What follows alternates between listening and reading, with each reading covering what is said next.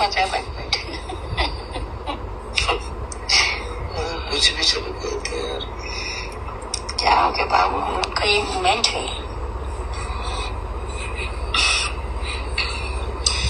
तो आज हमारी एनिवर्सरी पे ऐसे टाइम स्पेंड करें, ढील निकाल के। सारे ढील मार रहे हैं, एक एक ढील मार रहे हैं। ढील मारने में कैसे लग रहा है? ढील मार रहे हैं। ये ढील मार रहे थे अभी। ढील कहाँ गया? ढील कहाँ है?